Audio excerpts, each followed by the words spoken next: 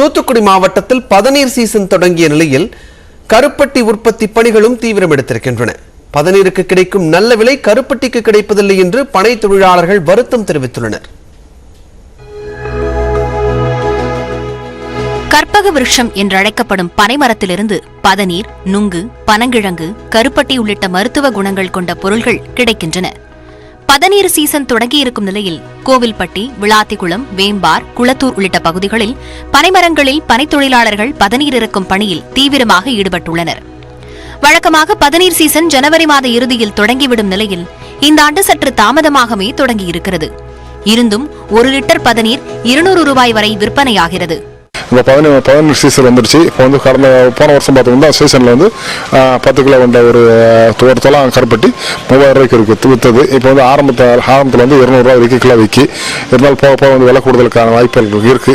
இந்நிலையில் பதநீரை காய்ச்சி தயாரிக்கும் கருப்பட்டி உற்பத்தியும் தற்போது அதிகரித்துள்ளது. ஆனால் சந்தைகளில் கலப்படம் செய்த கருப்பட்டிகள் விற்பனை செய்யப்படுவதால் பதநீரை போன்று இல்லாமல் கருப்பட்டிக்கு குறைந்த விலையே கிடைப்பதாக பனை தொழிலாளர்கள் தெரிவித்துள்ளனர்.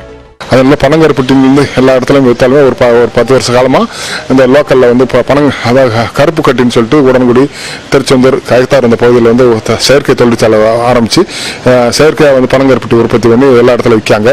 இது வந்து தீங்கு விளைவிக்கக்கூடியது. இது வந்து உண்மையிலே வந்து பனங்கருப்பட்டின்னு நினச்சி தெரியாத மக்கள் வந்து அதை வாங்கி சாப்பிட்டு அதனால பக்க விளைவுகள் ஏற்படுது. பனங்கருப்பட்டிங்கிற பேரில் வந்து கருப்பு கட்டி விற்கிற தடை பண்ணணும். பதநீர், கருப்பட்டி இலவசமாக தரவில்லை என்றால் கள் இறக்குவதாக கூறி பொய் வழக்கு பதிவு செய்வோம் என காவல்துறையினர் மிரட்டுவதாக பனை தொழிலாளர்கள் குற்றம் சாட்டியுள்ளனர்.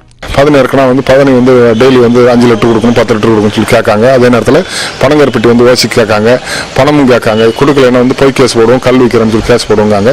திடீர்னு ஒரு நாள் வந்து அந்த பணியாரிகள் வந்து எது தரலைன்னா ஸ்டேஷன் வரைக்கும் வான்னு சொல்லிட்டு கூப்பிட்டு போய் அங்கே உட்கார வச்சிடறாங்க. ஒரு நாளைக்கு குறைஞ்சது வந்து 3 தடவை ஏறி இறங்கினா தான் அந்த பதநீர் போடும். ஒரு தடவை ஏறி இறங்கலைன்னா கூட அந்த பாலை செய்ய விடலைன்னா கூட அந்த பதனி வந்து நின்று போகும். இந்த சூழ்நிலை வந்து ஒரு நாள் போய் உட்கார வச்சுட்டாங்கன்னா அவங்களுக்கு வந்து பொழப்புக்கு வழி இல்லாமல் போயிடும்.